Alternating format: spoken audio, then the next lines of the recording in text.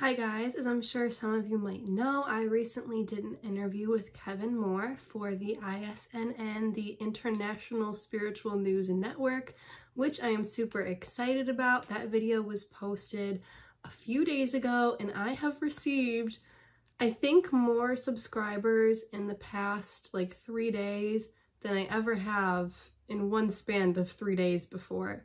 So I want to say hello and welcome to, all the new subscribers. And I want to say thank you so much for all the emails that I've received.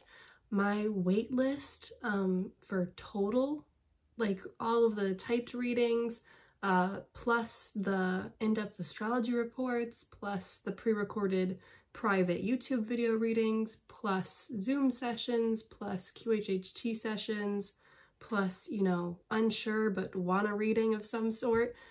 I have a wait list of over 100. We are officially in the triple digits, and that literally happened within the past however many hours it has been. So thank you so much, and I try to respond to all of the emails, and then once I have gone through my emails, I'm going to start doing the typed reading and the pre-recorded videos. And my wait list, I always put the date and the time that the person who reached out to me first emailed me or messaged me on whatever platform.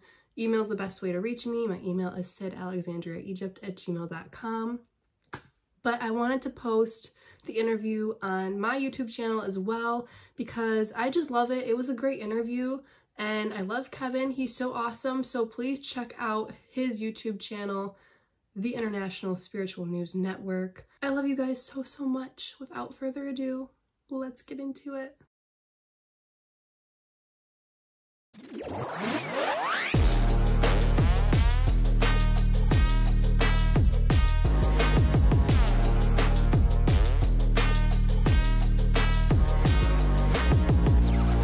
Hi, I am Syd Alexandria. I am from Michigan, born and raised, and I am a psychic medium. I do a lot of different things. I don't quite like to put a label on anything I do, but I channel some information. I do readings for people, and I'm very into the off-planet ET races as well as crossed over loved ones. Really, anything mystical that you can channel, I'm into it. I do use tarot cards, oracle cards, pendulum, astro dice, and other tools like that sometimes, but usually I just use my own intuition to kind of guide people on their journey, answer any questions they have, and I'm very into channeling past lives, which usually happen to be off-planet, past, parallel, or future lives, because time. If you guys are watching this, you know how time is pretty complicatedly simple.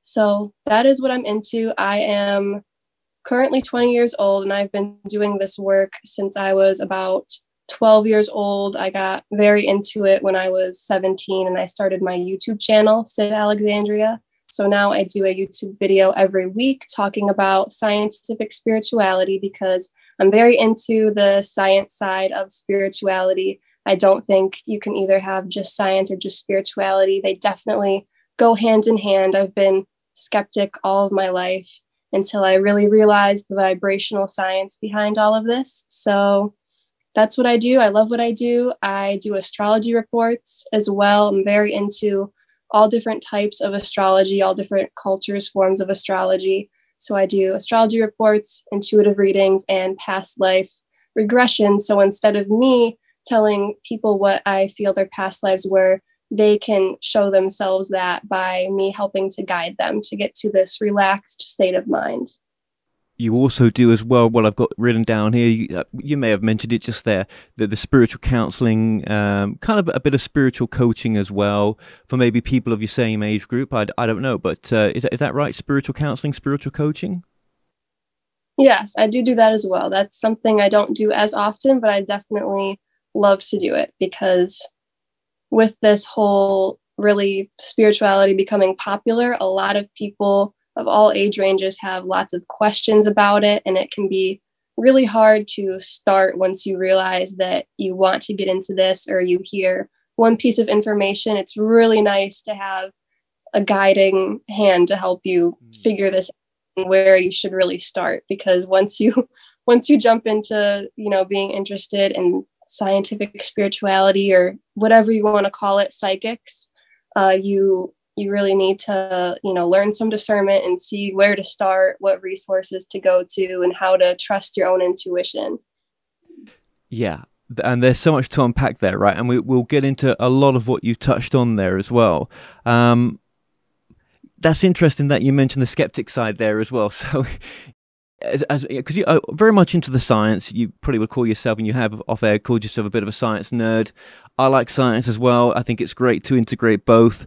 And so, with the skeptic side, does that keep you balanced or in balance with the work that you do as well? Definitely, because if you have some form of spirit or entity coming to you, you have to, realize that you can't just always believe them. And usually I don't really tap into any entities unless it's a deceased loved one that's coming through for someone, which I don't really gravitate towards that anymore. Usually I focus more on, I don't want to call it higher vibrational energies, because that is very controversial, but that's what it does feel like to me.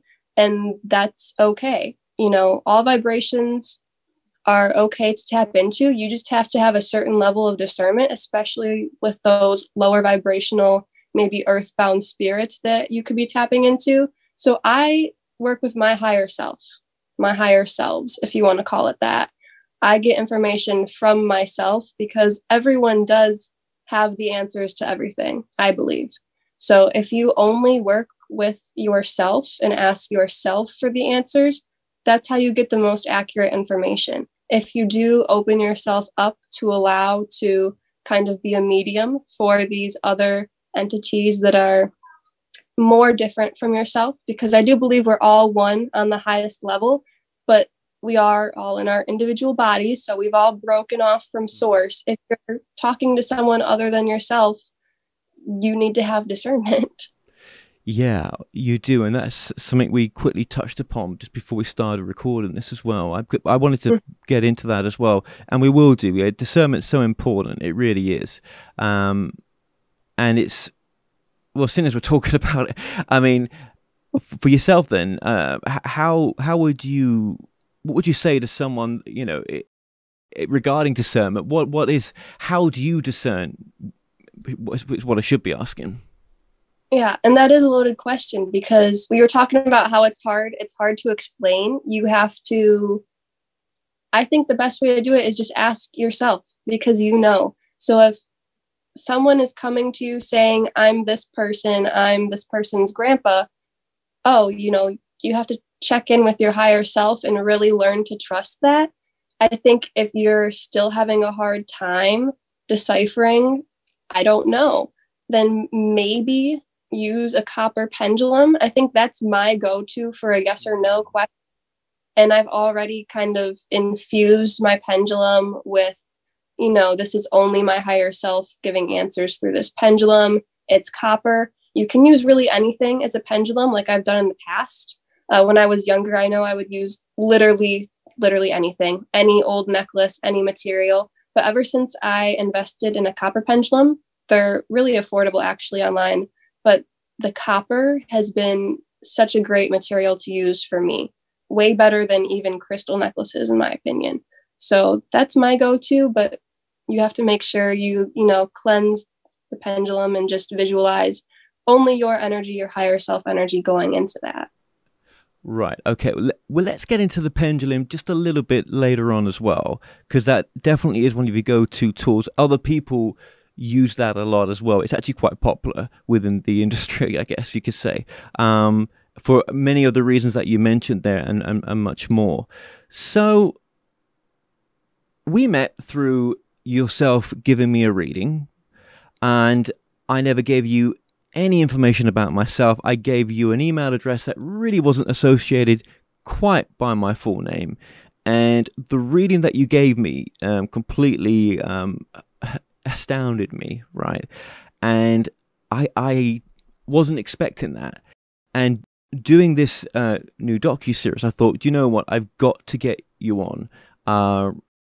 You definitely have a gift, and the things that you told me, very, very few people have ever told me those things, right?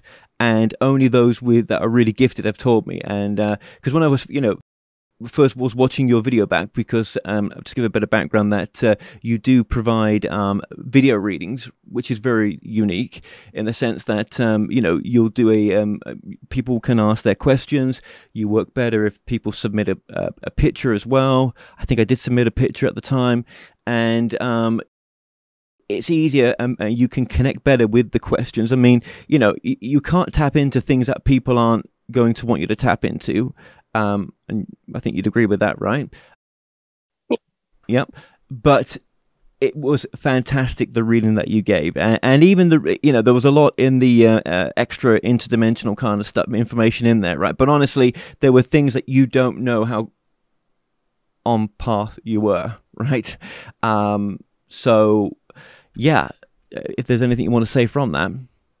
Well, thank you. And yeah, I loved doing your reading, and it was mainly galactic info about off-planet other lives, if you want to call them that. And yeah, that's what I love doing. And yeah, I do the pre-recorded video readings. That's one of my favorite things to do, because I do readings a variety of different ways. If someone just wants a really quick, just typed reading, that can be done very quickly, or a pre-recorded private YouTube video that only that person has access to see, or like a live Zoom reading. I do that for astrology reports and intuitive readings. Right, but the astrology reports, they're going to take a bit of time for you to get done. If it's a typed long version of like the full astrology report, that'll take a couple weeks to do. But if someone just wants a quick overview of it, that can be, much quicker. It really just depends on if someone wants all of the info that I do for astrology or just a little bit, because I do, Western, tropical, Vedic, sidereal, draconic, Mayan, Chinese, Tibetan, Egyptian, Celtic, and Native American. So it's a lot. Yeah. Someone's been doing some study, and that is a lot. We'll get a little bit into the astrology in just a bit, but ways to contact you as well. So you're active on TikTok and obviously YouTube, and people can book you by just emailing yourself directly as well. Yes, my email is sydalexandriaegypt at gmail.com, and that is definitely the best way to contact me. So you're donation based right now. There's no sort of set prices. It's just donation based, because obviously you're 20 years old. You've been doing this I say full time, but you've got a 3D job, but it's almost full time in a sense. But you've been doing this for 3 years, and you've read for many, many clients. Mm-hmm. And and you've basically done this by yourself. So you've started off on social media, and that's where you've got a lot of the clients from, would you say? Yeah, definitely YouTube. I wanted to start a YouTube ever since I was like 16, 17. And right after I graduated high school when I was 17, I was like, we got to do this. I had a really amazing mystical experience on March 16th, 2019. And then I posted my first YouTube video less than a week after that. That was, I think, the catalyst to really just start spreading my truth, because I didn't see that many people talking about all of the subjects I talk about, because I'm in so many different things. And I really didn't want to niche down and just talk about the psychic stuff, or just talk about the alien ET stuff, or relationships, or health, or science, or all the things I'm into. I kind of just bundled it all into one. Scientific spirituality is, usually what I refer to it as. And I talk about just everything that I'm interested in on YouTube. And so I've slowly, over the past 3 years, kind of gradually gotten more subscribers. And that's definitely how most people find me. Well, I hope people subscribe to you more as well. The links for your YouTube channel, all your social media platforms, anything we talk about will be in the description below, and to your services, and to be able to contact you as well. Lots to talk about, right? So Aye, aye, aye. Let's just okay. You mentioned there that you had an experience that changed you in a sense. Let's just go there as well. What was that experience? So I don't know if anyone has heard of like the vibrational shift. We're shifting from 3D, 4D to 5D eventually. I would agree with that. I don't usually like to, use the labels, but that's easier for people to understand. So if you're familiar with that concept of being in a higher vibrational frequency, which is in a sense a higher dimensional frequency, I believe this day I was in 5D for multiple hours, like 5 or 6 hours straight, which has never happened to me before. I feel like I've gotten glimpses when I have a thought, like if something kind of perceived to be negative happens to me, or if someone says something Mm-hmm. negative to me and I react to it with unconditional love, sometimes I will just like get what I would call a glimpse of 5D, where maybe I like see stars and I'm totally healthy and all my vitamins or minerals are in balance, but I will kind of get this glimpse and I'll feel floaty for a second. I feel like that's happened to people because everyone is having these ascension symptoms right now because we're going through a really charged, patch of space right now. Physically, our whole galaxy is. The Milky Way is moving through this very charged pack of space. The sun is changing because there's a giant gas ball up in the sky that's keeping us alive right now, and it changes. We're not just gonna stay the same forever. We evolve. Everything evolves, and we're evolving right now.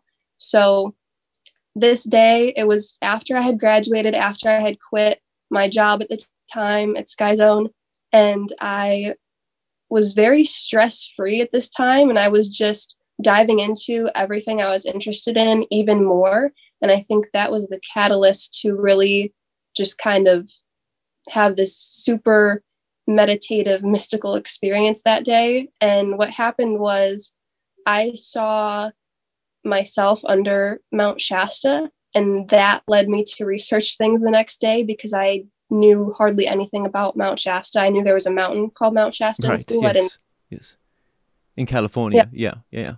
yeah. I had no clue it was in California. I thought maybe like Asia or something. I don't know, but no, it's in California, which I figured out after. But I was calling up my best friend and I was like, hey, I'm under Mount Shasta and there's, these blue light beings and hybrid children and these beds, that's made out of crystals. And I was just like, this is awesome. But I'm on my couch in Michigan. So how am I under Mount Shasta? And that was just one of the experiences I had. I made a YouTube video about it. I think that was my last video, actually. And I saw other lives that I was having this life. And I just got, downloads of information that I guess I was finally ready to receive once I was stress free. So that was one of the best days of my life. I had lots of information about, other current lives that I'm having right now come to me. And it's so funny how when you experience a past or a parallel or a future life, if it's past, parallel, or future, because you just get that feeling. And that's why I feel like time is confusing to a lot of people, is because they're like, well, yesterday, it felt like yesterday. It felt like it was in the past. And tomorrow it feels like it's going to be tomorrow in the future.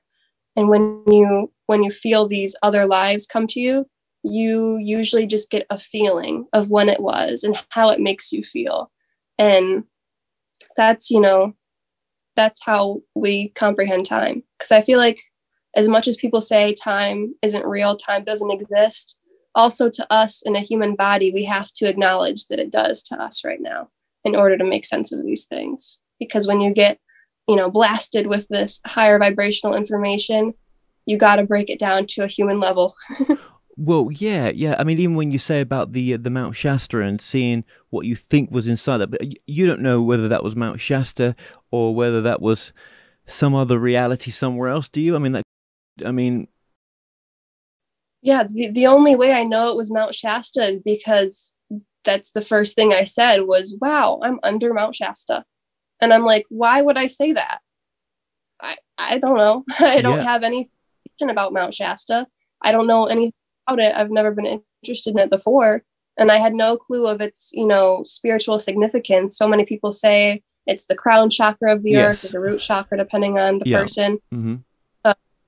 It's definitely an energetic vortex of the earth, an energy point of the earth for sure. But some people may find that difficult, though, to think that, well, is Sid saying that there's, underground bases there where there's, people there that, as you've described, or, and they may think, well, I can't accept that reality, but maybe she's picking up on, maybe it's got another symbolic meaning. I don't know. I'm not trying to change the experience you had. I'm just, No, yeah. Showing the opposing opinion. Who knows? Yeah, that's just what I saw. And that's just what claircognizantly I was like, I'm under Mount Shasta.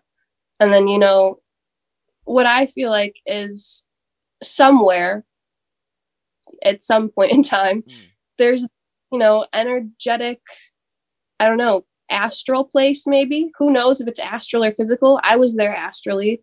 But I saw I talked about this in my last YouTube video, but I saw like lots of humans that were kind of out of it and very unconscious that were going there to heal.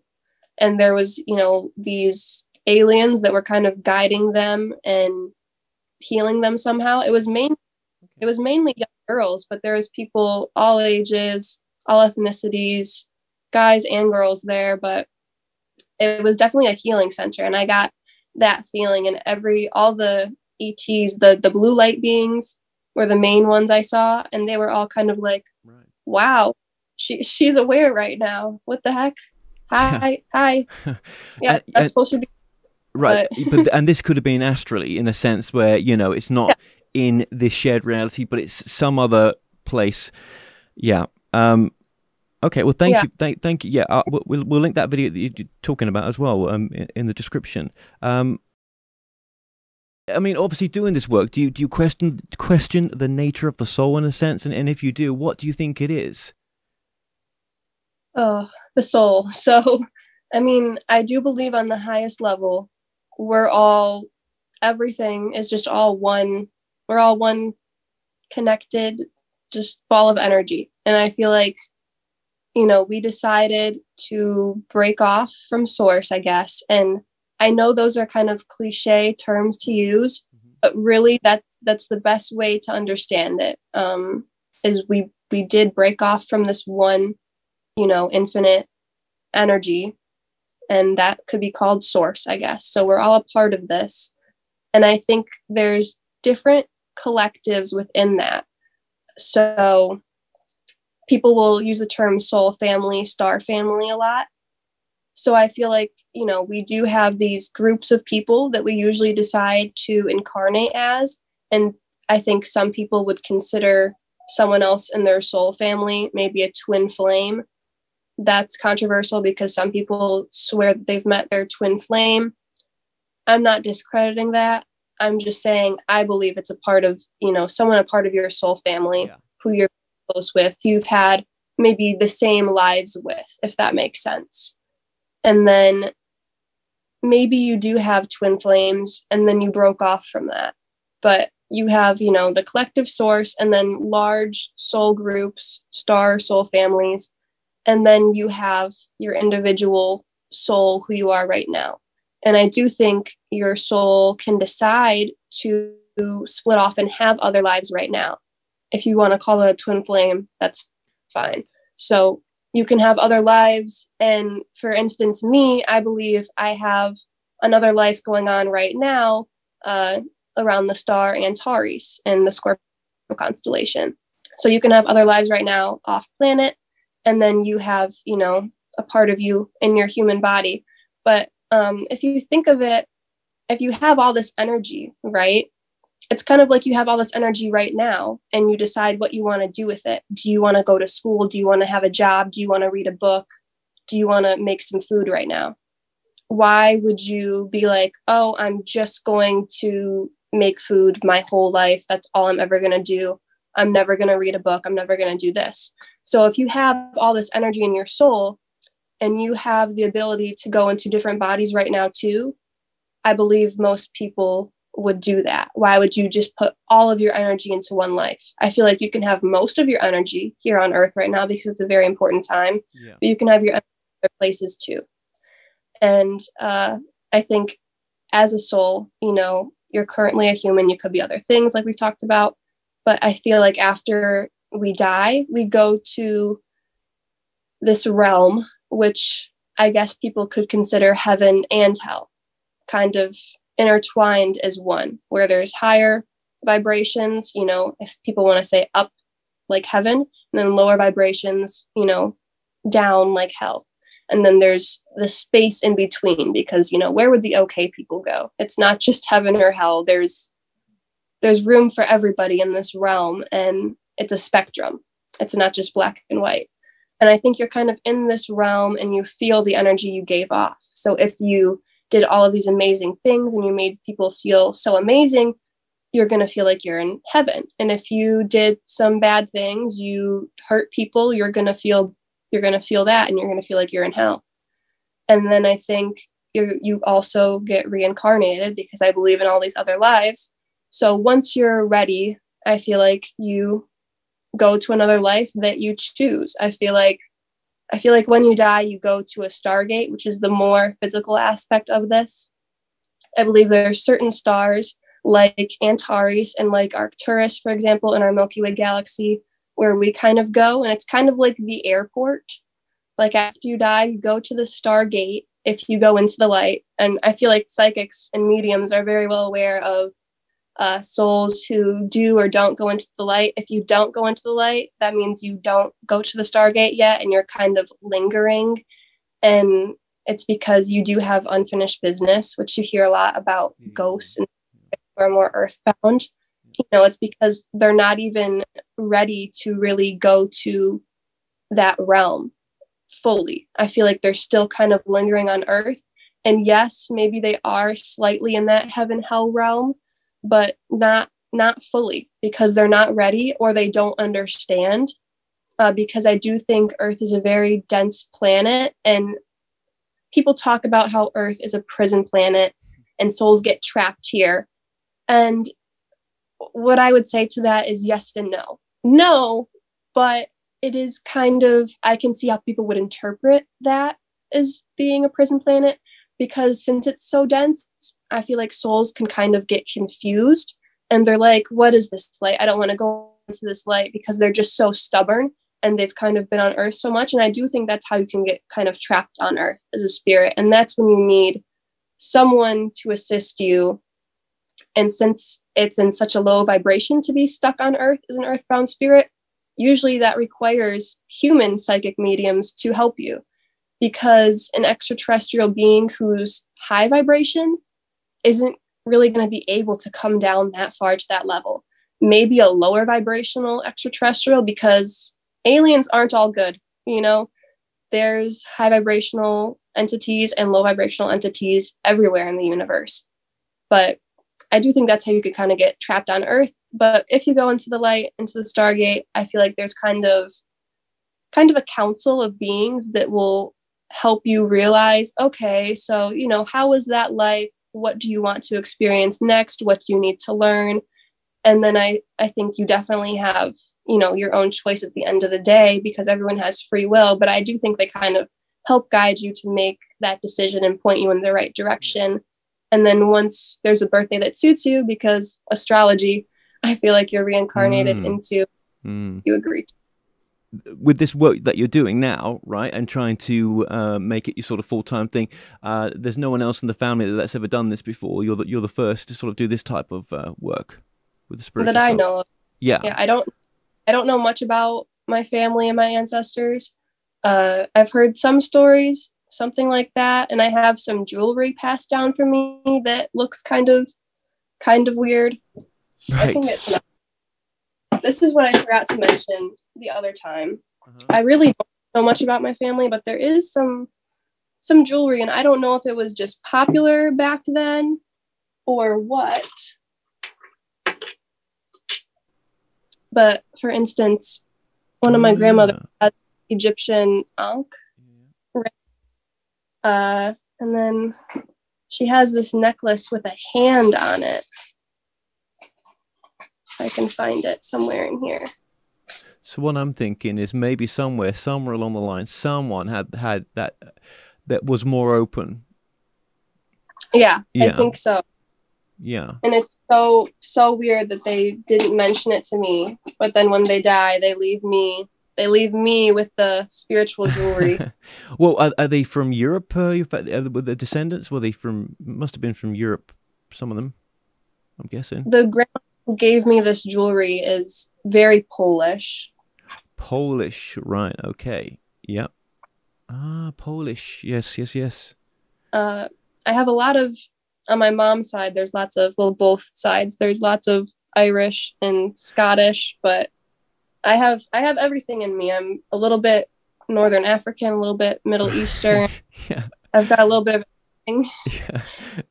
Don't know much about my family. So mum and dad are still with us? Yes. Yes. Okay. Okay. So you now, the extra dimensional, interdimensional information is something that you specialize in, more as well. But anyone can ask any questions. You've got all these modalities. Let's just get to the starseed stuff very briefly as well. What is a starseed to you? And we'll take it from there. So controversial, like most of the stuff I talk about, but I do believe that everyone's a starseed because I believe we have all had or are going to have other lives. And it would not make sense to me in a universe, so vast that we don't incarnate on other planets and other star systems as well. So a starseed is someone who acknowledges that they have had lives off planet. And that's what a starseed is. And I believe, like I said, everyone has had lives off planet. So therefore, everyone's a starseed. But that can be, a sticky situation when you identify as a starseed and say, I'm from Andromeda or I'm from the Pleiades, I'm an angel put here on Earth. I think you need to acknowledge that everyone is, and a lot of people will say that only 10% of people are a starseed or 33% of people are a starseed. And I just really beg to differ because I'm very into tapping into people's off-planet past lives in particular. And I have never come across someone on the street, driving in my car, anyone in my family, any one of my friends that hasn't had an off-planet other life. Everyone has. And as a starseed, then we're all a starseed in a sense. We're either having a life that's happening now elsewhere, which would be off planet, right? If it's in this physical reality, or it's happened before. Whatever past lives are, whether they're happening now, and time is not as we understand it, but it kind of takes it away a bit, because normally I would say to someone, okay, so you're a starseed, so you've come here on a mission, but really we're all on a mission in a sense, aren't we? We're all on purpose, aren't we? Definitely.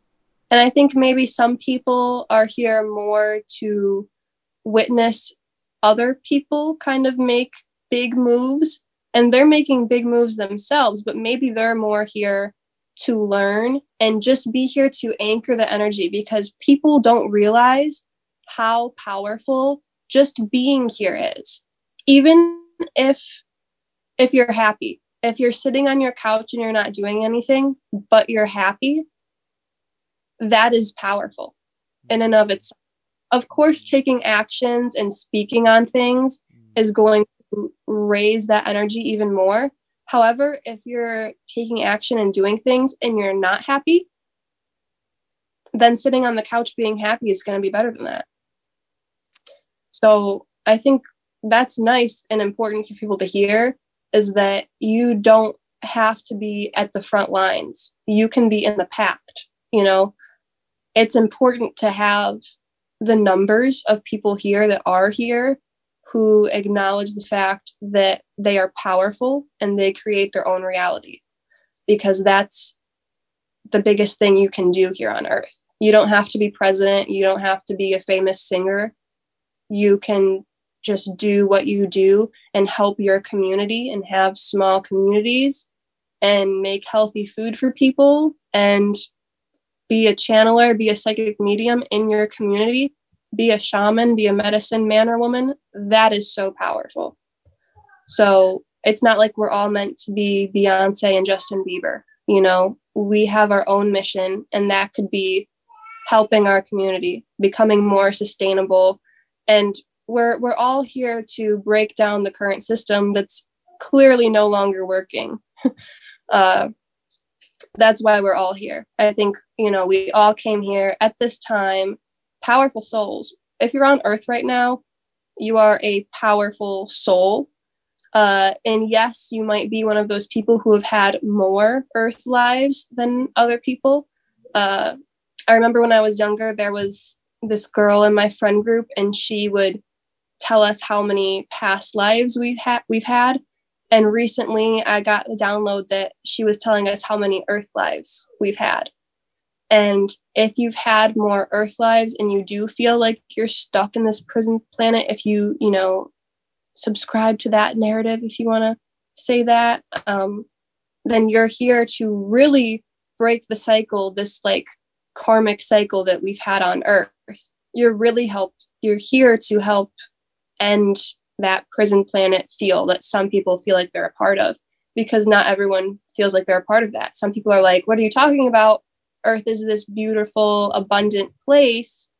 You know, it's because everyone is creating their own reality. And that's why we have this divide of, oh, Earth is terrible. No, Earth is so great. And a lot of us fall in the middle of that. And that's okay. But we have souls who have incarnated in Atlantis and Lemuria and Egypt and the mystical Scotland, Ireland era and the Asian dynasties and all of these amazing places, you know, Aztec, Incas, Mayans, Native Americans, people who were in these, you know, powerful times in Earth's history from all over the planet are incarnating again right now. And you get a lot of people who are like starseeds, who actually consider themselves starseeds and do like being called that term, who have had mainly off-planet lives. And then you see, oh, well, you had a life in the mystical era of Scotland and Ireland, and you had an Aztec life. Well, how come I'm only getting, you know, downloads about those two major important times in history, and then maybe one or two other not so talked about eras, you know, a more average basic human life? You know, it's because these people who are starseeds and, you know, acknowledge that, you know, the souls who have had more lives off planet, they're here again now because they choose to come to Earth when it's an important time in history. And we have a lot of that now. So that's so true. And yeah, I hope the system doesn't change too quickly, because I still want to get my green card right now. So let's keep the American government going, right? Yeah, I'm sure the changes that you're talking about will be not, you know, I mean, maybe things in the future will look the same, but there'll be those differences that just make a big difference in a sense, maybe. You know, yeah, or maybe it's those small differences that actually act as a big difference. But I think really it comes from, as you're saying in that statement, right, that it comes from changing yourself. That's how you gonna, you know, change. Want to see the change, you've got to change yourself. And you kind of touched on it as well a little bit. You know, everything we do is in purpose, isn't it, in a sense? But do you think finding purpose is an important part of that as well? Oh, definitely. Finding purpose is what we're here for, I guess. Part of it. I think we're here for the experience. And that's okay if we do find a purpose, if we find like our calling and what, you know, we really enjoy doing. That just, you know, it aids in our development a bit more than if we don't. But if we don't, that's also okay. And that's the sensation that I get. You know, we're here for the experience, and we're going to learn no matter what we do. It's just, you know, because we all have free will. We can all decide whatever we want to do. And you have moments in your life that are a big decision, and you can either go this way or that way. But even just the little things we do, if I fold the blanket this way or if I fold the blanket that way, the littlest things, you know, aren't going to affect you as much. But yeah, finding your, that's going to aid in your development a bit more. and we can have, I say this in my chat sometimes, we can have multiple purposes as well, because I mean, you're a mum, right? That's one purpose. You're doing this work, that's another purpose. You've got a 3D job, that's another purpose. You know, and as you say, it's about, you know, being happy. And do you feel like a lot of people come to you in a bit of an unhappy state, I suppose? And are you helping them deal sometimes as well with grief and loss, and getting them out of that darker space, and doing it in a way that maybe you don't understand how you're doing it, but by tapping into what you tap into, it's pushing them on their journey, clarifying what they already know in a sense? Yeah, definitely. I think people come to psychics usually with questions that they already know the answer to themselves. And even if they don't tell you the answer, the psychic can even pick up on, well, you already know the answer and this is what it is. And then they're like, oh my gosh, you know, you clarified for that for me, because how would you know that? And that's something I think all psychics, you know, if you're watching, I'm sure you have like massive intuition, and you know that feeling, clarifying for someone. And it does so much for people. And not everyone needs to know their past lives, because that's mainly what I do, is, you know, explain people's past lives to them, what I feel their past lives were at least. And you see reoccurring themes. You see if someone was, you know, in a position of power in Lyra, and then they were also, you know, in this government in Orion, and now they're, you know, a leader in this life too. You see the same patterns, or, you know, the archetypes, the priestess archetype. If someone's been into spirituality for a long time, and then they were, you know, a shaman, a Native American shaman, or a Mayan shaman, or they've had lives all over Earth doing that work, getting into her, you know, you see the reoccurring themes. And I think that's beautiful to see, and it makes people understand. Or if someone was like a rogue Pleiadian, and now they're here to break down, you know, this current system again, it's a reoccurring theme that so many people have right now. And I think it can be very helpful to some people. And it's on a spectrum, obviously, like everything is. Some people are going to be like, oh my gosh, I totally needed to hear this. Some people are going to be like, not that interested. And then maybe years down the line, they're going to be like, oh yeah, SYD Alexandria told me that one time, and it'll through it. But yeah, That's funny. No, absolutely. And you know, look, anyone can have this gift at any age, and normally it's you're just born with it. Do you know what I mean? We've all got the gift, but you're just more open. You know, you're able to tune in so much easier than most people. I call it a gift, but, you know, maybe other people say, no, Kev, it's not a gift. We've all got it. But it's like anything, you know, we're good at some things and not so good at others, are we? You know, we've got to work at it. But I just think there's something, you know, that you're born with, but it's very difficult to understand and define it, right? As probably you don't put labels on everything, right? Being a mum now, right, and looking back at your childhood in a sense, do you think families, or, you know, with kids that have got gifts in a sense, do you think there should be that there's another way of doing things different with kids that have got gifts, do you think? I don't think you should do anything different necessarily. I think, you know, it's just important to be a conscious parent, which I would consider myself. Be aware, let, you know, the child lead. I'm a major hippie. We talked about how I'm a science nerd. I'm also a major hippie, who also trusts science, which some people be like, how do you do both? Right. You just, because they go together. But if you're a parent, you know, it's just, you have to be nurturing, because, you know, back in the day, like some parents, some grandparents, even some kids being born now, their parents will beat them or just even talk to them in a really nasty way.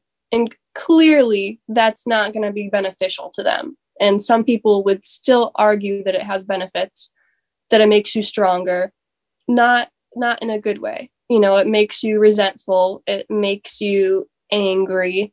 You just need to be loving. And that is easier said than done. But in my opinion, it's easier to be nice than it is to be mean, I think. And you just need to be kind to your kids and let your kids lead. If they're interested in a certain subject, then just nurture that and just encourage them to do what they love to do. If they're more interested in playing rather than learning, it's probably because they need to play, and because, play is the child's work, which they talk about in Montessori and Waldorf, which I really like that kind of stuff now that I'm a mom now. But right. Yeah, you just need to be a conscious parent, and it's nice to get kids outside. And I don't think if you have a kid who's talking about, a past life or something like that, you still need to just treat them how you would a kid who's not talking about a past life. Ask them both the same questions and don't dig into it too much. But if they're talking about something they're interested in, encourage that, Okay. If it's beneficial to them, let it be. Yeah. Yeah, that whole thing about, it's harder to be loving than and easier to, in a sense, to be not loving. That is so true. And when you trying to get kids ready for school, whatever situation's going on, and there's lots of crying taking place, it could be difficult. It could be very stressful in so many different situations, and it's so easy to lose your temper. But as you say, right, or the sort of naughty step comes out then in a sense. But as you say, it's patience, isn't it? And it's love. It is. I see my brother doing it as well, and hats off to him. He does a great job. Pretty much a conscious way of parenting. I think it's what you just said there as well, in a sense. Yeah. At the end of the day, you're going to be less stressed if you're just loving. To me, it's harder now to be angry. Really nothing really sets me off anymore. It's very hard for me to get angry, and it's definitely okay if people still do, because yes, I still do get angry sometimes. But I did a YouTube video about, how I'm much more happy all the time. And I wish it was easier to explain to people, but I do have, a video where I go over some bullet points I came up with. But the major one is just, unconditional love, and just have unconditional love for everyone and everything. And when, I'm a young girl, and there's drama when you're in high school and all of that.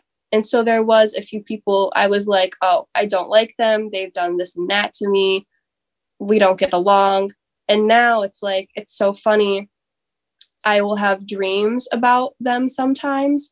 And I do believe that you can work out some of your past really karma and trauma with people in the astral, in dream time. It's like your subconscious mind, probably their unconscious, more my subconscious, because I'll remember the dreams. But you can work that out in dream time, and it's so interesting. Like my ex-best friend, who now I'm talking to again, I had lots of dreams with her, and it was so funny to see as the months went by, in the dream, we were less and less aggravated at each other. And then once I finally had a dream where we were friends, she actually commented on one of my YouTube videos that same week and said, "Hey, Sid, I miss you." And it was so just a big clarifier to me that she reached out at that point in time after not talking. Yeah. After I remembered working out this karma. But that's how you can be happy all the time, is to, just have unconditional love for everyone and everything, and forgive people. Forgive, but don't let them walk over you again. Yeah, forgive but don't forget. I think that's the hard thing. It's forgiving. It is. Yeah. Has been for me recently. Yeah, forgiving. Yeah. Yeah. Would you find yourself, and if I'm using the wrong words, it just stop me, but being a sort of empath as well, right? Do you find yourself being ultra sensitive in a sense? I definitely think I used to be ultra sensitive in high school and I didn't know what the issue was. The end of sophomore year and the end of junior year, I rarely went to school when I was still going to my town's big high school. I didn't know what was wrong with me. The doctors thought, I might need my gallbladder removed. And then they're like, no, you don't have any gallstones. And we're doing all these tests to see what's wrong with me.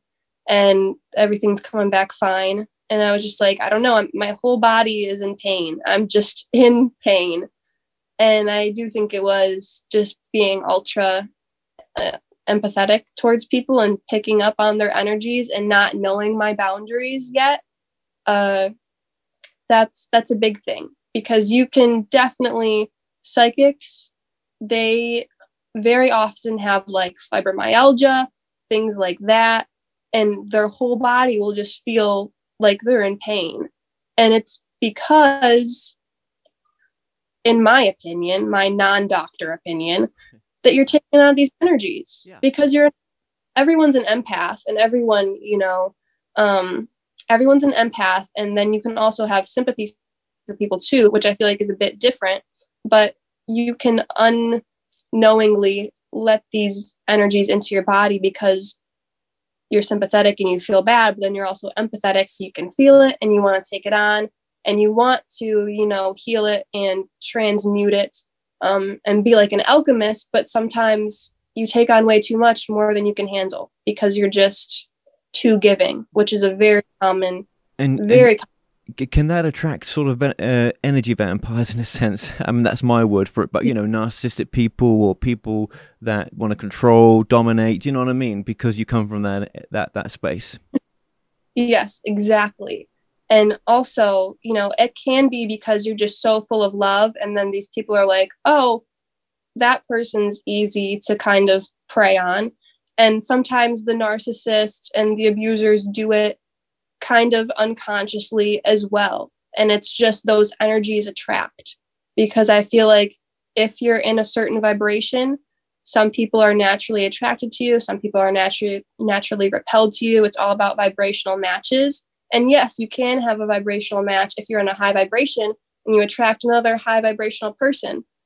However, you can be, this empathetic psychic person thinking that, yes, I'm in this high vibration. However, you're thinking about how you want to heal people, and you're constantly thinking about negative energies, and it's unknowingly bringing your vibration down to match with someone who is a low vibration, who's attracting you for healing. So it's really important to stand your ground with those types of people who are draining your energy, and then you're going to get back up there into those higher vibrations. But that was a major, major issue for me, attracting lots of people who I felt like I had this amazing spiritual connection with, and I did. However, they were not in a spot to, be in a high vibration. They had too much trauma to work on. So when I was in high school, and I was absent, missing school almost every day, I think it was definitely an empath thing, not knowing my boundaries yet. And then I, the alternative high school, and it was much easier for me. Okay. And then I ended up graduating early, and right, and that's where you got your diploma as well. Yeah, as well. I think you guys call it that over here. Okay, so but going back to what do you call it over here? You call it middle school and high school, right? In that period, right? This is where, because you said it was around 12 where you started to get, realize that there was energy around you, and I'm guessing that you were connected, that there were spirits that were coming to you that had passed on, that were attracted to your light for whatever reason. Well, because you had the light probably, and they would show you death scenes, and then this also affected you as well. But those death scenes were soon to transform into information about who they were as well. And were they from class members, deceased loved ones, or were they just because they were around the area in a sense? Why you, and what was going, was that right, what I'm saying, what was going on around that time? Yeah, I remember we talked about this before. When I was in 8th grade, I started having, when I was like 12 years old, I would see these death scenes, and I would feel them to an extent too, and hear things, all of it. I would have all of these clair senses going off. I'm mainly claircognizant. But back then, really, when it started, it was, just earthbound spirits. And I still am not exactly sure. At the time, I remember when it first happened, it was a Native American woman that came to me. And I do think he was like kind of around the area. But yeah, it was one night I was trying to go to sleep, to go to school the next day. And all of a sudden, I just get this flash of a death scene, this woman who was cold and she's hearing wolves, and then she's envisioning fire to try to stay warm. And I would get all of these other death scenes, and it would usually just be the death scene at first when I was in 8th grade. And I was like, what the heck? Why? Why ask the same questions? And yeah, I do think you kind of hit the nail on the head there. I think they were probably spirits in the area. Maybe they were, some of them ancestors, but some of them were more recent. And then I would slowly get bits and pieces of information. I would get some people's name, or some people, bits of information that, they love their son. It was kind of very general. They like to bake cupcakes. They love their son. Their favorite number is this. And, they did this for work. And I would get bits and pieces of information. And then it turned into me saying, hey, I don't want to see and re-experience these people's death. And then that stopped coming to me.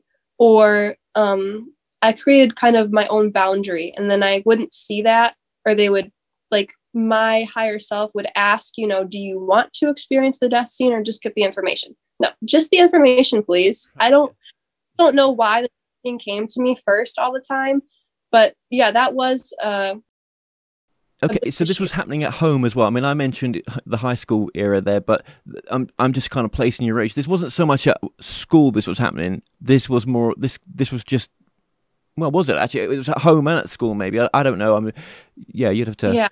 Yeah. It didn't happen super often, but it would happen at home usually, and at school sometimes too. It was very random. When it happened at school, it was someone else's deceased loved one, but when it happened, it was just like random spirits in the area, I guess. Okay. Well, you never questioned enough, I suppose, to really understand what that. But you're not going to question at that age. Do you know what I mean? I think, do you feel that there was any guides at the time that were maybe coming through, that were working with you? And do you work with guides now? At the time, not really, besides a couple of my grandparents. I would consider them, especially at that time, guides. But I don't really work with many guides that aren't a different version of myself. I guess you could say I feel very connected to a few women especially, but even some guys in history. And I'm not saying that I was them in a past life. I think, like I said, we have this, we're all one connected energy. So that's why I think so many people are connected to Isis, the goddess from Egypt. So many, yes. Yeah. People are connected to Cleopatra. We weren't all Cleopatra in a past life, but then again, we all were. We all were, and we all weren't, So I've definitely over the years kind of experienced that and kind of deciphered that, because I also have a really big connection to Marie Antoinette, the last queen of France. And I got her death scene all the freaking time. Well, not all the time, but it happened multiple times. It was like a handful of times, but when it would happen, it would like make me so emotional for days. Wow. That's the reason I went to past life regression therapy, and I had my own session before I started giving other people sessions. But I would get her death scene, and then I got to the point where I had seen it so many times and I had experienced it. So once I actually went to past life regression therapy, my higher self asked me, or my higher self kind of told me, you don't need to see this again. You don't need to see it again. You can see the more happy aspects of the life. But I think we're all tapped into her. Yeah. We're all tapped your spirit right now. Yeah, no, absolutely. Well, I remember Dolores Cannon telling me that, when we come into certain lives, we can download, in a sense, that's not the right way it happens, but just using that word, we can download the lives of other people. kind of bring them into our soul essence, and some of those life lessons that those souls learned in other lives we bring into this life, so that we don't need to, we can use them as a reference, tapping into them in ways we cannot even understand, or I'm not making any good sense even saying it like this, but it's in a sense what she was saying. And that, you know, yes, of course we carry the past lives of other people with us, because we carry their energies and signatures, because it's helping us in this lifetime in a sense. Yeah, exactly. Whether that's, you know, I don't know, you know, that, but it was very interesting. In that past life regression session, what was the main message for you in this lifetime? What's your main purpose, mission, if there is one, if it came through? Like I feel like Marie Antoinette, she felt like she messed up. She felt like she got kind of carried away, but that she felt very victimized, and, you know, like the men and women and just other people were making, you know, the country's they were making the country's decisions, and she wasn't really involved in that. She was just like, oh, you know, I become the queen when I'm so young, and they want me to look cute. And I feel like she was like very quirky, but put in this position where, like, you have to be a princess, then you have to be a queen, you have to look a certain way. And she's like, well, if this is what I'm going to do, then honey, then I'm going to do it, you know? And she felt victimized, and she had to be in, you know, this relationship where her and her husband didn't really connect at all. So she had this affair, and, you know, they actually had true love. And I think the main message behind it was like, you know, she felt like she messed up. She doesn't want to mess up again. And I guess that was like the main thing I learned. I'm still not 100% sure why I feel so connected to her, but I don't know. I think just the not getting carried away and doing what you really want to do and not letting other people overpower you is the main message from that. But, you know, then I saw a few other lives, like an Egyptian life and some other off-planet lives in that session too, they were really cool to experience. I'm sure when you get to travel to Europe, I'm sure there'll be places that really resonate with you, and you won't know why. Well, you will, but you know, you'll just think, God, I just feel like I've come home. Yeah. Yeah, I can see that. I can see that a mile away. Okay. Now, when giving readings to people as well, obviously you've got to protect yourself. What do you do to not take on people's issues, people's energy, or whatever there may be, attachments, if they've got attachments to them, if such things even exist, but if they did, what do you do to sort of keep, you know, your energy up? And yeah, without anything bringing in, you know, when they've gone, they've left something with you in a sense. Do you know what I mean? From stopping that happening. Definitely. And I feel like a lot of psychics get to a certain point where, like, they know that their protection is always over them. And I've gotten to that point too, but also, no matter if you do feel like you always have protection and guidance over you, it is important to just kind of visualize your energy and their energy, and you just consciously think or say, if you prefer, that, you know, they're giving me, you know, their permission to tap into their energy. And kind of like, even when I gave you a reading, I knew that I felt like for you, especially, for some reason, you were like, yes, give me this reading. I give you permission.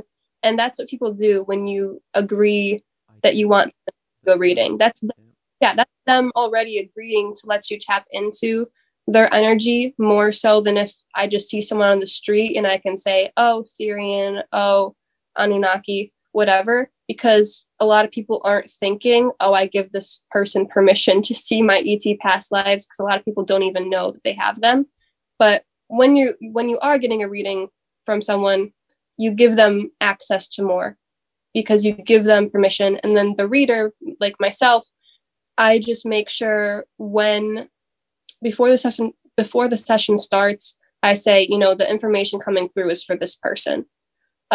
Just so my higher self doesn't blur in information for me or for someone else. I'm like, this person, the reading's for this person. And then when the session's over, I'm like, okay, their energy goes back and it's with them, and my energy. Yeah. And that's just kind of what I think. when I'm driving, I'll always envision myself as like gold before I actually start driving on the road. That's something I've been doing ever since I had my son. I envision everyone in my car and just like surrounding my I car. like that. Yes. Yeah. Yes. And I did on that as well, but I always just envision like my body and then like a force field around my car. And I Yep. like to envision gold. Yeah, your son's here for so many reasons. I'm sure at some deeper level, you've known each other before. Do you know what I mean? If we choose our family, he's definitely chosen you, and this was all agreed upon before you came down here. There are no mistakes, just experiences, right? Yeah, definitely. Yeah, absolutely. I'm guessing that you've had to go through your own forgiveness recently as well. I get that feeling from things that you've been through. So you're not just talking the talk, you're walking the walk as well, right? Yeah. Yeah. Yeah, there were definitely some hard times in my late teen years, and it feels like a different life when I look back at memories. I'm like, wow, I was just having a ball back then. And I mean, I still am, but in a very different way. Yeah, absolutely. Who was a mentor that you went to see a number of times? Was there anyone that you went to see a number of times? Because I know you mentioned off air before that there was someone in Rochester that you went to see, a lady called Carol, who set you on your path. But I couldn't understand was she your original mentor? And how many times had you gone to see Carol? And what did she tell? What were some of the things that, if you want to share them, that she told you about what you'd be up to in this lifetime? I went to see a psychic in Rochester, New York, off Lyle Avenue. There was a psychic shop. I think it was called Psychic Theme or Psychic Time or something like that. And I went to Carol. It was only like 4 or 5 times. And she probably didn't even realize how much of an impact she had on me. Because she had seen, younger kids before. Because at the time I was like 12, 13, 14. And maybe 15. I went to see her like once a year or twice a year, a couple of times. And the major thing, she taught me how to read cards. And when I scheduled a reading with her, I was very interested because that was after I had spirits coming to me, showing me their death scene. So I was interested to get my own reading and hopefully get some advice as well. And when I scheduled the reading, the receptionist was like, do you want a palm reading or a tarot reading? And I was like, neither. Palm, I guess, because, I don't believe in tarot cards. Like, how can cards show you something? I guess palmistry made more sense to me at the time. And I'm very into palmistry as well, which I don't think I mentioned yet. But so when I went, she, gave me a palm reading, just intuition as well. And then she also broke out her card deck.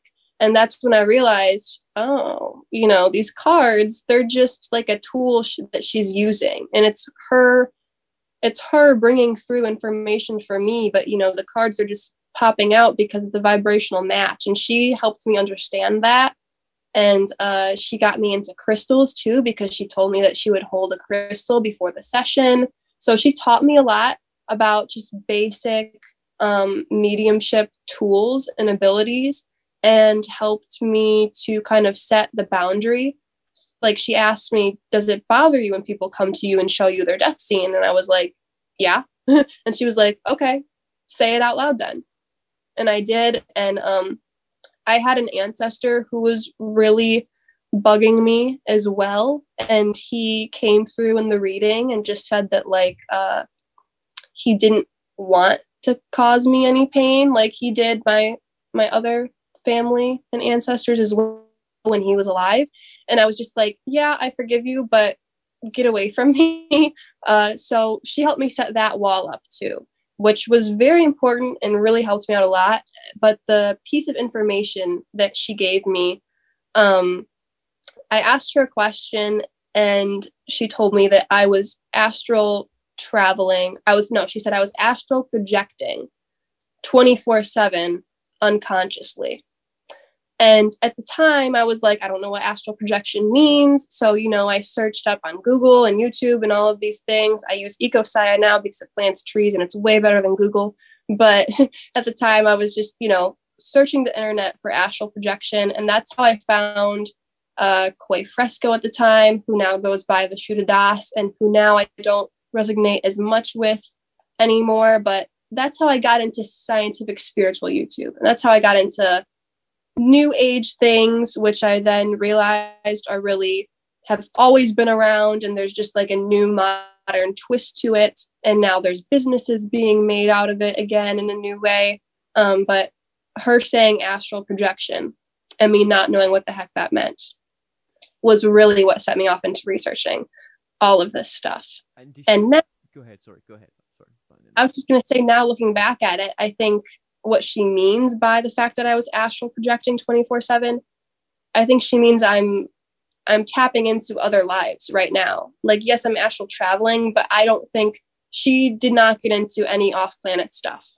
I don't think she's into that. I think she's into, the earthbound spirits, which is great. Some people are so much better at tapping into that, like I was. And then some people are so much better at tapping into the off-planet stuff, like I now am. I kind of transitioned from more earthbound stuff to having way easier access to off-planet stuff. And I'm really not sure the reason behind that, but that's just what it is. So I'm going to go with it. But yeah, I think she was kind of tapping into the fact that I'm very tapped into other lives this life. And I just don't think she knew how to kind of rationalize it in that way. So that's how she explained it to me. Did she make any predictions for what you're doing right now? Did she talk about this time at all that you're experiencing right now? No. And I think it was because at the time, I don't think this was like my major kind of timeline or destiny. I think at the time when I went to her, I was in a pretty serious relationship when I was super young.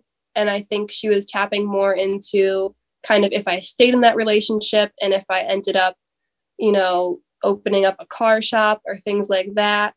Or if I traveled young before I had my son, and if I would go to festivals, she said, I was going to travel and go to Canada and go to Southeast Asia and go to all of these places, which I still really want to go to, but I don't think I had it set in my mind yet when I went to her that I was going to be doing this work and have this dream to do it, full time.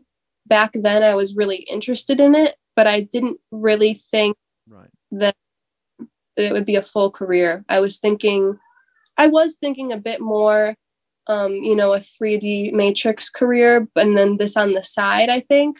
Like I always really wanted to do this, but at the time I wasn't really sure what I wanted. No. That was a bit before I wanted to really fully do this. And that was before I even thought about aliens. So, well, when you have these readings, they're picking up on where you are right now. And if you continue on the road that you're on, what the normal message is this will be the outcome of it. But you have the free will to change all that, right? Exactly. Yeah, and lots of people do, and then some things are destined to happen. Would you say they're really destined to happen? And you can't change it, you can't skirt around it. You can try to avoid it, but it's going to come up somewhere. Yeah. So I was about to say, well, I think really everything, even the like major things, can change. But then you said the theme's going to come up, and yeah, you're right about that. Even if it doesn't pan out the way that destiny is really trying to aim you at, if there's a theme, if there's a lesson that needs to come up, that is going to keep on popping up no matter what. Oh, right. Yeah. Well, if you're not getting the lesson, I'm great at that. Yeah. Let's do it the 10th, 15th, 20th time. Do you know what I mean? Yeah. And we'll keep doing it again, because why not? Yeah. We just love it. Yeah, absolutely. I totally get that. So, and again, like you use your crystals in your reading, and they help you just ground. Is that something important for you to do? Is to ground as well? You tell me if they're doing that for you, but I mean, what grounding is something that when you're doing your work, I suppose, is important. I mean, honestly, not really anymore. I used to. I have my crystals sitting right here. Yeah. They look pretty, and I like them. I do use them when I feel called to. Like I do, my cards and stuff sometimes. But I really don't use my cards much anymore. I don't even really hold my crystals much anymore, unless I feel like it, or I'm showing my son or something like that because he thinks they're cool, the rocks and stuff. Yeah. But I I don't ever plan on buying any more crystals if they're like secondhand, maybe. But now I'm also like a total hippie into the sustainability movement, and I prefer that we keep the crystals in the earth where they formed, unless you're going crystal hunting yourself. I think that's great. If you're just yourself going to go crystal hunting and find some, I have some friends to do that. I think that is super cool. Mm-hmm. I wouldn't, buy crystals from a store again unless they were, secondhand or something. Right. Okay. Yeah, important to ground, but in your own way. I think you can ground by just thinking, I'm grounding now, and then. Do you do any meditation at all? Do you Reiki or? I don't have as much time as I would like to meditate anymore. I think that's why I haven't had any majorly long mind-blowing experiences lately, mm-hmm. like major mind-blowing downloads, mm-hmm. but not 5 hours in 5D again. Right. That was a one-time thing at the time, but yeah, I've got just as powerful information just throughout the day. I could be doing dishes and I would get a massive download that it's science, it's math, it's algebra, that once I clean up my kitchen table, I'm going to, feel less cluttered. And, I'll get downloads about that, about how, if I tidy up my room, then I'm going to, attract more money easily. I'm going to do this and that. And I'll get kind of downloads about that. Or galactic history is a thing I've been getting very into lately. I'll get downloads about, Vulpecula or some random star system that I feel connected to, but I do sometimes. I don't lay down and meditate as much as I used to at all anymore. And I do think it's extremely beneficial. I just do it in a different way now. Well, I'll kind of consciously. Yeah. You've got so much going on. I don't blame you. Right. Yeah. Right. Yeah, I mean, even this is sacred time right now, which I appreciate you doing, because I know we're in overtime right now as well, a little bit. I've got all the time in the world today. Okay, well, I'm going to end it at some point because I want to give you your time back as well. But thank you for that.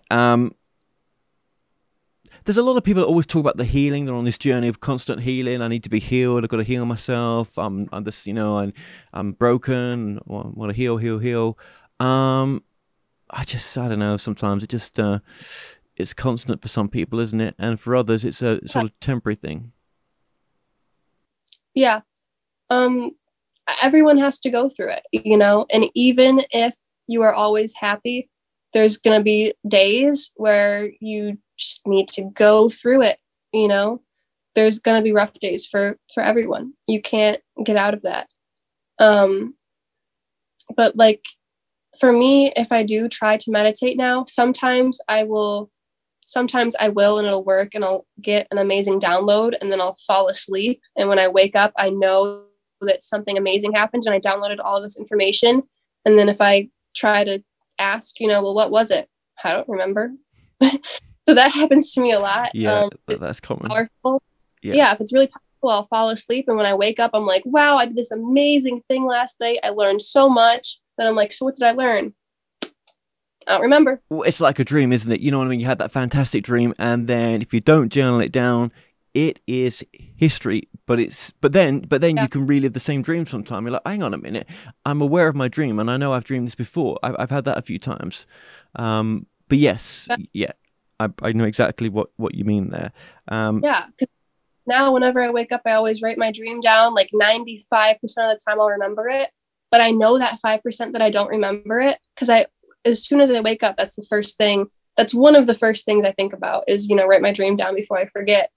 And that 5% of the time, it's the most powerful stuff, because I think we're going other places in our sleep. And then a dream is just our human 3D version of what happened a lot of the times. Or you can have a dream, like if it's about someone in particular, if it's someone really important, like a soulmate, like my ex-best friend, then it does represent that person. But sometimes if you're having a dream about, Trump or Obama or Beyonce or something, well, what do you think of that person or a certain teacher or someone in your life? what does that person make you feel? Dreams are all about, the feeling behind everything. What does that represent? Whatever was in your dream, a bench, a house, object, what does that mean for you? And that's how you interpret dreams. But total side note, because I'm into so many different things. I guess, you can switch this gift off, right? So when you go into work, this, you're not picking up on people around you so much, are you? Or are you? Do you find it, can you control it now? So yes and no. If something's really important, it'll come through. But I've kind of set that boundary, and that's kind of the same boundary I've set with deceased loved ones, that really I don't want any dead humans coming through unless it's super important. Then they can ask and I'll be like, oh yeah, come on in. Tell me what you got to tell me. But I don't wear makeup anymore. Ever since I got pregnant with my son, I was like, no earrings, no piercings, took them all out, no makeup, and no drugs. Except when I go to work. That's my before work ritual, is I put my makeup on and I straighten my hair and I go to work. And I feel like when I put my makeup on, I'm like, okay, I'm going to work. So, I just get into the work mode, and then I come home and I'm like, okay, I'm home now, and it's all good. Just going to the numerology as well. You do if people want a numerology reading, I think you do that as well.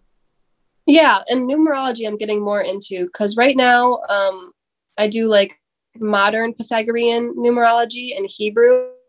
I do because your life path number, I think, is, from what I'm aware, is the same in all different cultures, forms of numerology. You add up your birth month, day, and year, and then you keep adding those numbers up. For instance, mine is 11/22/2001. So you add up, 1 + 1 + 2 + 2 + 2 + 1, and then you get 2, 6, 8, you get 9.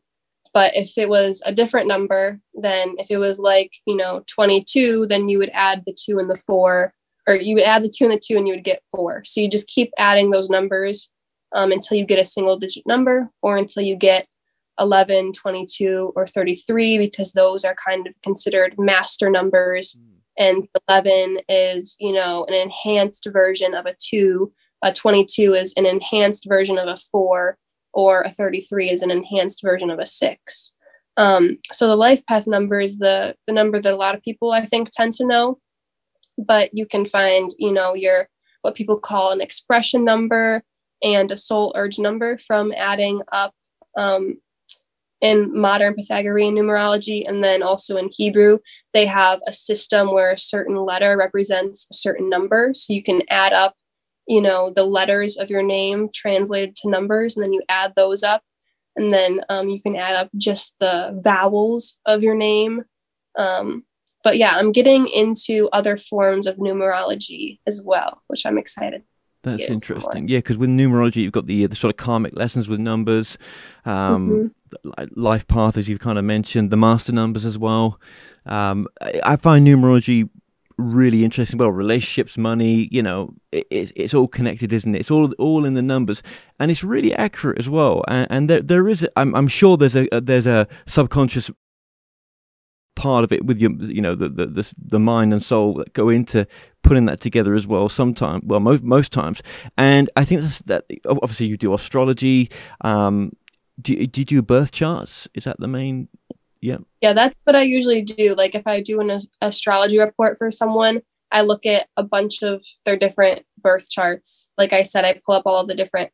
The 3 main ones I look at is like Western, Vedic, and Draconic, because that is what, to my knowledge, looks at, the stars, the zodiac constellations that we all know, the 12 or 13 if you're into that. I usually just, deal with the 12. But I look at all those different versions, because when people ask me what's my zodiac sign, I'm like, oh, here we go with this question. Like, first of all, I'm on the cusp. So like I'm a Scorpio and Sagittarius. But then if you look at the other forms of astrology, if you look at Draconic, then I'm a Virgo sun, because, where all of the planets and all of the stars were when we were born. Oh, yes, right. That's birth chart. know, it's so much more than just your sun sign. And I got so deep into astrology. And then every few months, I'll get a bit more into it. But at this point, I just have a bit more to learn with Vedic astrology, I think. Because if you wanted to learn astrology and study astrology your whole life, you could. Because I've looked at hundreds and hundreds of birth charts. And yes, I could take years to study them all and see all the different correlations with the aspects, because aspects tell you so much, you know, the degree that planets are from each other. That tells you so much. If certain planets are super close, that's a conjunction that tells you so much. And then you can get into, in Vedic astrology especially, there's divisional charts. And then also nakshatras, which some people consider a divisional chart, because instead of the 12 signs, there's these 27 or 28 nakshatras. And that's obviously more accurate because instead of 12, it's 27. So fewer people, you know, if you're in a room of 12 people, you know, or if you're in a room of 24 people, then there's definitely probably going to be mathematically someone who has the same sun sign as you, but you're less likely to find someone with the same nakshatra as you. If you're not thinking about I forget what they call it, the birthday paradox. Have you heard of that? No. No. You're more likely to attract someone with the same birthday as you. If you're in a room of like 50 people, you would think, you know, mathematically, there's probably not the same birthday as me in here. You know, it'd be more likely if there's like 365 people, but you're more likely to, you know, find people of the same birthday. I think that's super cool.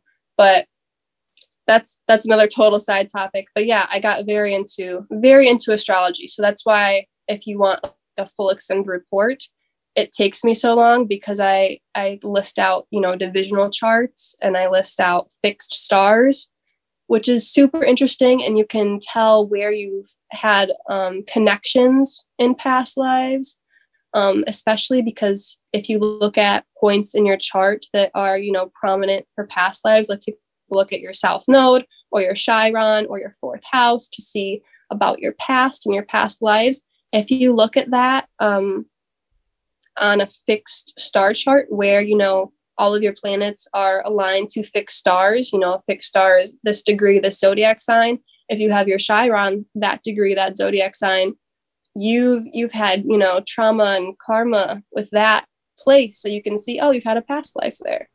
That's interesting. So, that's why I love to give like past life readings and then look at the astrology and see if it matches up. Right. So you're doing it all. Yeah. Okay. Yeah, and you tell me your birthday, and then that's what we did too. That's right. Actually, yes, we did. Yes. Yeah. No, that's right. So that's what I really love to do now. Okay, and very, very briefly, right, because we're almost at where we are at the end here. Trust me, we are with time, and I really appreciate what you've done with time. But just going back to the pendulum, with the pendulum, you know, I do feel that, because you used it with my reading, and it was bloody accurate, right? But it's a lot of yes, no, and, you know, because that's the way that it works. But I think there is definitely a subconscious mind part and the pendulum that's taking place, isn't there? Yeah, I definitely think so. You need to just make sure mentally you just kind of infuse the pendulum with, you know, give me the accurate answer. And I've asked questions. It's important to ask your pendulum questions that like you really don't know the answer to, because you can tell your pendulum, show me a yes, show me a no. And vibrationally, you need to ask questions that you do not know the answer to, because if you're asking a question that you really have a firm belief that the answer is yes, it's going to show you a yes regardless. Or it's going to show you a no regardless. If you have it in your head that, oh yeah, I believe the answer is no, so just show me a no to clarify. Like, you need to ask questions that you don't know the answer to. Or mentally infuse the pendulum with, you know, show me the accurate answer. Because sometimes I have asked questions, you know, that I think the answer is this, but I make sure I'm like, tell me the accurate answer. and then it'll show me a no, and I'm like, oh wow, that's surprising, because I thought the answer was going to be yes and it was no. So that's, you really have to discern, especially when using pendulums or copper rods, like dowsing rods. I have those too. Oh yeah, which yeah. Mm-hmm. so cool. Mm-hmm. Your ways to contact you are your email, your social media accounts. Yeah, email is the best way, or if you comment on a YouTube video, I'll probably direct you to my email. Yeah, some people try to message me on Instagram or on my Facebook page, and that's fine, but I feel like email is just the easiest for me and probably for everybody. Well, Syd, I really appreciate the time that you've given us right now, and I know you appreciate this as well, but you know, vice versa as well. I would definitely recommend people get a reading if they feel pulled to get a reading from Syd. She's really, really good, and I can say that from having my own reading with her without no bullshit. Fantastic reading you did, and I you know, you put a lot of effort into it as well, and you didn't know me from Adam, and I just yeah, highly recommend you. So just thank you so much for coming on, and I know we'll touch base again, but you know, I just wish you the best for everything you're going to do, and it'll be interesting to catch up at some point soon. Yes, thank you so much. I wish you all the best too.